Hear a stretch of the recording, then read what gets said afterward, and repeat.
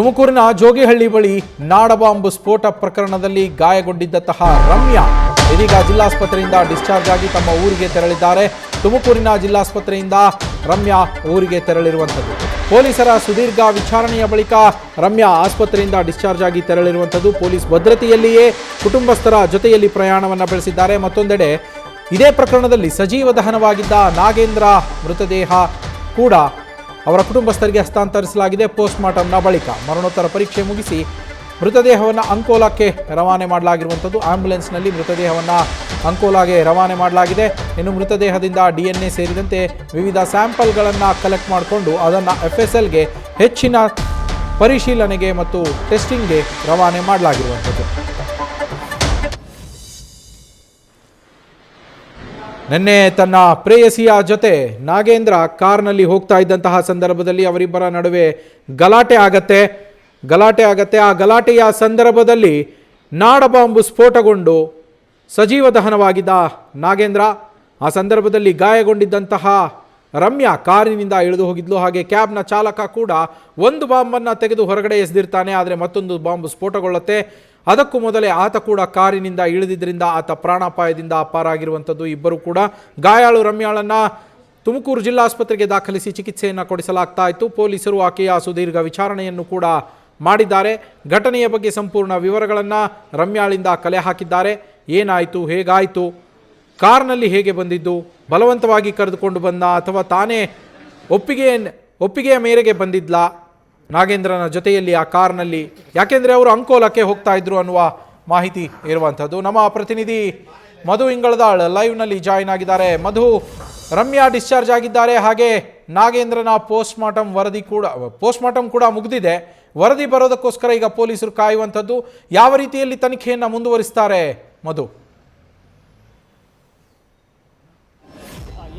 ನವೀನ್, ನಿನ್ನೆ ನಡೆದಂತ ಕಾರು ಸ್ಫೋಟ ಪ್ರಕರಣ ಏನಿದೆ, ಈ ಒಂದು ಪ್ರಕರಣದಲ್ಲಿ ಸ್ಥಳದಲ್ಲೇ ಕಾರು ಸ್ಫೋಟವಾಗಿ ಅದರೊಳಗಡೆ ಸಜೀವ ದಹನವಾಗಿದ್ದಂತ ನಾಗೇಂದ್ರ ಅವರ ಮೃತದೇಹ ಶಿರಾ ಆಸ್ಪತ್ರೆಗೆ ರವಾನಿಸಲಾಗಿತ್ತು. ಇವತ್ತು ಬೆಳಿಗ್ಗೆ ಮರಣೋತ್ತರ ಪರೀಕ್ಷೆಗಾಗಿ ಅವರ ಮೃತದೇಹವನ್ನ ತುಮಕೂರು ಜಿಲ್ಲಾಸ್ಪತ್ರೆಯ ಶವಾಗಾರಕ್ಕೆ ತರ್ತಾರೆ. ಅಲ್ಲಿ 1 ಗಂಟೆಗಳ ಕಾಲಾವಧಿಯಲ್ಲಿ ಒಂದು ಮರಣೋತ್ತರ ಪರೀಕ್ಷೆಯನ್ನ ನಡೆಸಿ ಕೆಲವೊಂದಷ್ಟು ಸ್ಯಾಂಪಲ್ಗಳು ಅಂದ್ರೆ DNA ಸ್ಯಾಂಪಲ್ ಆಗಿರ್ಬೋದು ಮತ್ತು ಯಾವ ರೀತಿಯಾಗಿ ಸಾವನ್ನಪ್ಪಿದ್ದಾರೆ ಅನ್ನುವಂಥದ್ರ ಬಗ್ಗೆ, ಅಂದ್ರೆ ಇವರೇ ಏನಾದ್ರೂ ಸೂಸೈಡ್ ಮಾಡ್ಕೊಂಡಿದಾರಾ ಅಥವಾ ಯಾರಾದ್ರೂ ಇವರನ್ನ ಕೊಲೆ ಮಾಡಿ ಅಥವಾ ನಂತರ ಈ ರೀತಿ ಏನಾದ್ರೂ ಬಾಂಬ್ ಬ್ಲಾಸ್ಟ್ ಆಗಿದೆಯಾ ಅಥವಾ ಇವ್ರು ಯಾವ ರೀತಿ ತೀರ್ಕೊಂಡ್ರು ಅನ್ನುವಂಥದ್ರ ಬಗ್ಗೆ ತಿಳ್ಕೊಳ್ಳಿಕ್ಕೆ ಈಗ ಮರಣೋತ್ತರ ಪರೀಕ್ಷೆಯನ್ನ ನಡೆಸಿರುವಂತದ್ದು. ಅದರಲ್ಲಿ ಬೇಕಾಗಿರುವಂತಹ ಎಲ್ಲಾ ಸ್ಯಾಂಪಲ್ಗಳನ್ನ ಕಲೆಕ್ಟ್ ಮಾಡಿ ಈಗ FSLಗೆ ರವಾನೆಯನ್ನ ಮಾಡಿದ್ದಾರೆ.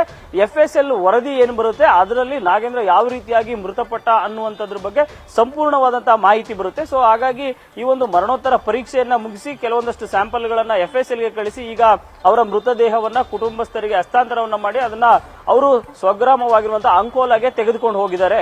ಮತ್ತೊಂದು ಕಡೆಯಲ್ಲಿ ಏನು ಆಸ್ಪತ್ರೆಯಲ್ಲಿ ಗಾಯಾಳುವಾಗಿ ಚಿಕಿತ್ಸೆ ಪಡಿತಾ ಇದ್ದಂತಹ ರಮ್ಯಾ ಅವ್ರಿಗೂ ಕೂಡ ಬೆಳಿಗ್ಗೆಯಿಂದಲೂ ಕೂಡ ಚಿಕಿತ್ಸೆ ಮುಂದುವರಿಸಿದ್ರು. ಚಿಕಿತ್ಸೆಯ ಜೊತೆಗೆ ಪೊಲೀಸರು ಖುದ್ದು ಆಸ್ಪತ್ರೆಗೆ ಧಾವಿಸಿ ಅಲ್ಲಿ ವಿಚಾರಣೆಯನ್ನ ನಡೆಸ್ತಾರೆ. ರಮ್ಯಾ ಅವರ ವಿಚಾರಣೆಯನ್ನ ಸುದೀರ್ಘ 1 ಗಂಟೆಗಳ ಕಾಲ ವಿಚಾರಣೆಯನ್ನ ನಡೆಸಿ ನಂತರ ಈಗ ಅವರನ್ನ ಮತ್ತೆ ಪೊಲೀಸ್ ಠಾಣೆಗೆ ಕರೆದೊಯ್ದಿರುವಂತದ್ದು. ಅಲ್ಲಿ 161 ಹೇಳಿಕೆಯನ್ನು ಕೂಡ ದಾಖಲಿಸಿಕೊಳ್ತಾರೆ. ಯಾಕೆ ಅಂದ್ರೆ ನಿನ್ನೆ ಪ್ರಕರಣ ನಡೆದಂತಹ ಸಂದರ್ಭದಲ್ಲಿ ಆಸ್ಪತ್ರೆಯಲ್ಲಿ ರಮ್ಯಾ ಒಂದಷ್ಟು ಹೇಳಿಕೆಗಳನ್ನ ನೀಡಿದ್ರು.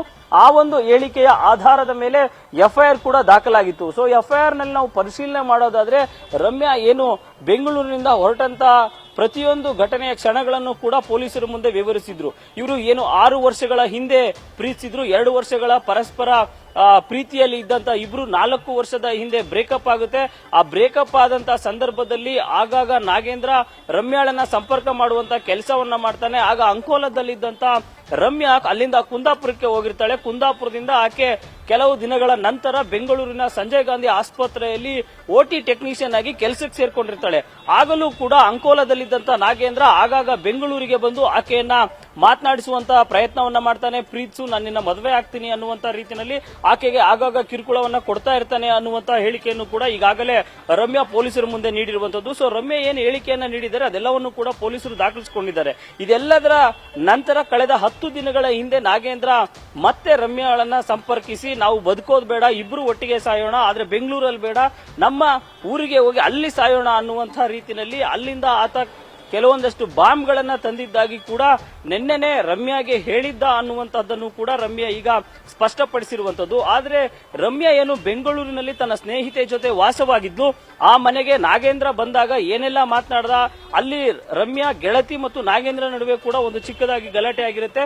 ಸೊ ಅಲ್ಲಿ ಗಲಾಟೆ ಮಾಡ್ಕೊಳ್ಳೋದು ಬೇಡ, ನಾನು ನಿನ್ ಜೊತೆ ಬರ್ತೀನಿ ಅನ್ನುವಂತ ಹಿನ್ನೆಲೆಯಲ್ಲಿ ರಮ್ಯಾ ನಾಗೇಂದ್ರನ ಒಟ್ಟಿಗೆ ಬಂದಿರ್ತಾಳೆ. ಬೆಂಗಳೂರಿನಿಂದ ಹೊರಟ ಬಳಿಕ ಏನು ಅವರು ಒಂದು ಕ್ಯಾಬ್ ಅನ್ನ ಬುಕ್ ಮಾಡ್ತಾರೆ. ಪ್ರವೀಣ್ ಅನ್ನುವಂತ ಕ್ಯಾಬ್ ಚಾಲಕ ಊಬರ್ ನ ಗಾಡಿ ಏನು ಬುಕ್ ಆಗಿರುತ್ತೆ ಅದರಲ್ಲಿ ಅವರು ಅಂಕೋಲಾಗೆ ತೆರಳಿರ್ತಾರೆ.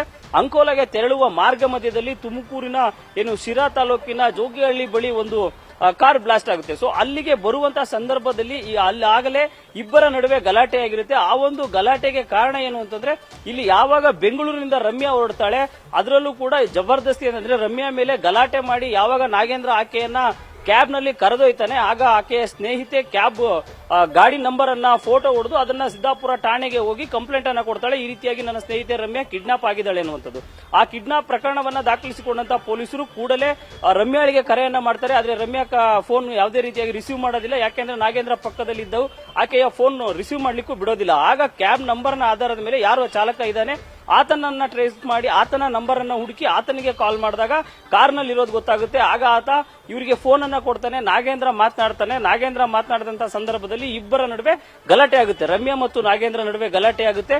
ಆ ಗಲಾಟೆಯ ಬಳಿಕ ನಾಗೇಂದ್ರ ತನ್ನ ಬಳಿ ತಂದಿದ್ದಂತಹ ಚಾಕುವಿನಿಂದ ರಮ್ಯಾ ಮೇಲೆ ಹಲ್ಲೆ ಮಾಡಲು ಮುಂದಾಗ್ತಾನೆ ಅನ್ನುವಂತ ಹೇಳಿಕೆಯನ್ನ ಈಗಾಗಲೇ ರಮ್ಯಾ ನೀಡಿದ್ದಾರೆ. ಸೊ ಈ ಎಲ್ಲ ಪ್ರಕರಣದ ಹಿನ್ನೆಲೆಯಲ್ಲಿ ಇಂಚಿಂಚು ಮಾಹಿತಿಯನ್ನ ಕಲೆಕ್ಟ್ ಮಾಡಿರುವಂತಹ ಪೊಲೀಸರು ಈಗಾಗಲೇ ಜಿಲ್ಲಾಸ್ಪತ್ರೆಯಲ್ಲಿಯೇ ಆಕೆ ಚಿಕಿತ್ಸೆ ಪಡೆಯುತ್ತಿದ್ದಂತಹ ಸ್ಥಳಕ್ಕೆ ಆಗಮಿಸಿ ಅಲ್ಲೇ ಒಂದಷ್ಟು ವಿಚಾರಣೆಯನ್ನ ನಡೆಸಿದ್ದಾರೆ.